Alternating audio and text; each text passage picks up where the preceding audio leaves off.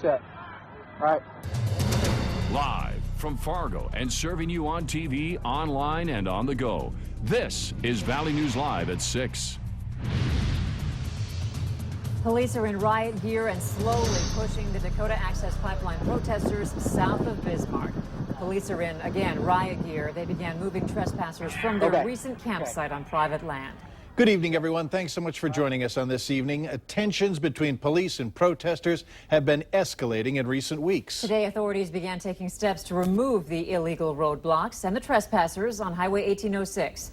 Pepper spray has been used and fires broke out. Valley News Team's Ashley Bishop has been following the events today and joins us live with details. Ashley? It was an intense afternoon, and continuing into this evening, about 250 protesters are being pushed back on Highway 1806 by police. Law enforcement showed up using military Humvees and 2 helicopters. This is a live look via Facebook Live from one protester. We have been monitoring it for the past several hours, and you can hear law enforcement in the video tell them to continue moving south. The Morton County Sheriff's Office says they demand the trespassers to leave, but the trespassers refused. 2 fires were set at different locations this afternoon. One, a tire fire on Highway 1806, and the other, a bridge that was set on fire on County Road 134. Extra fire crews were called to the bridge. Law enforcement is using Bearcats and a long-range acoustic device which sends a high-pitched warning tone to control and disperse the crowd of protesters. Authorities are using pepper spray due to the protesters throwing objects and refusing to comply with officers' orders. Law enforcement says they wish that it did not have to come to this. We're not here to harm anyone. We don't want to get into a confrontation as much as they don't want to get into a confrontation. If we can get through this without anybody being harmed, that's how we'll measure success. So they're given several commands to move south, and they were proceeding as such. So far today, Morton County Sheriff's Office says they've arrested 16 people. The Morton County Sheriff says forced law enforcement action was necessary when they refused to leave voluntarily. Mike? All right, thanks, Ashley. And stick around in just a few minutes. We're going to have another report from out west about the tensions at the protest site. Milder temperatures today throughout the valley, which is good. Even warmer conditions would be better. Let's worry about tonight, though, first. Hutch, what do you have for us? Well, the clouds look to be pretty pesky, and they're going to be with us for the majority of the evening. If there's any clearing at all, it looks like the best chance of that will be to the south. But notice a pretty healthy bank of clouds heading in from the west again tonight. There could even be a few sprinkles along the international border. Temperatures staying in those 50s this evening, even past bedtime, with a southeast breeze at 10 to 15 miles per hour. So not much changes into the overnight. Coming up, though, we do have some milder temperatures to talk about and a little bit of wild weather as well. I'll have details in your hour-by-hour forecast in just a few moments. All right, thanks so much, Hutch. And remember, you can stay up to date on the weather conditions where you are anytime on your smartphone or tablet. Just download the Storm Team weather app to get the latest weather conditions and even follow the radar live.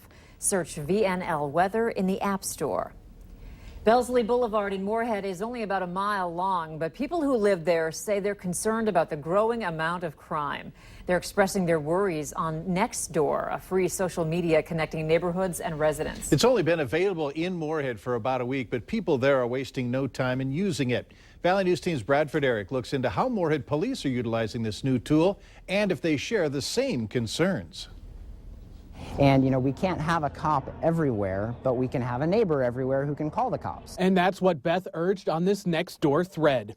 Tammy types she is, quote, constantly seeing kids walking through the area and, quote, it is very obvious they're up to no good. The thread continues with other residents talking about car break-ins, thefts, and people leaving the area because of it. So do the police share these same concerns? No, I think this is just an example of a community that an area of town that now has this resource and is communicating. Lieutenant Jacobson says as a department, Moorhead PD wants to up their social media presence. That's where the people are, and he says that's going to help officers keep you safe. I went for myself to check out Bellesley Boulevard. Few people wanted to talk with me and no one wanted to speak on camera.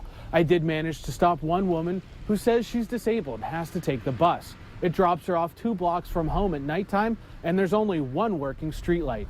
The problem's gotten so bad here on Bellesley Boulevard, even apartment buildings are taking notice. These red and brown buildings have this sign posted in the entranceway. Notice, Neighborhood Crime Watch, advising people to report anything suspicious. A quick check of the dispatch logs for calls to the area. Just yesterday, an attempted sexual assault and a theft report. Last week, a home invasion at this building on the boulevard. Police arresting 4 people. We recognize that law enforcement can't solve all of the issues, many of the issues by themselves. We need to engage and be part of the community and have the community's involvement as well. In Moorhead, Bradford Eric, Valley News Live.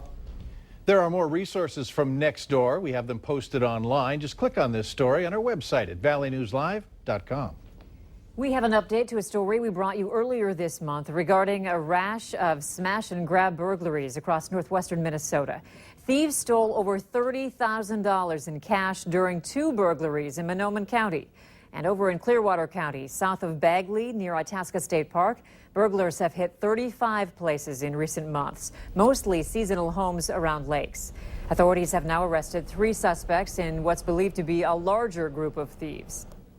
Do you think it's the same group doing this? Yeah, we believe it is. I mean, they might be working separately, but I think, it sounds like the information we're getting is they're all kind of working together as far as distributing property, that they're stealing.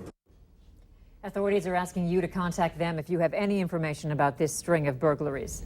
Police are looking for multiple suspects after the crash of a stolen car overnight in the Round Hill development. Officers say the suspects pulled into a driveway, tried to make off with the car when the homeowner confronted them. While they were backing out of the driveway, they hit a tree, then ditched the stolen car and stole a pickup to get away. Grand Forks police are investigating after a 10-year-old boy was hit by a pickup this morning.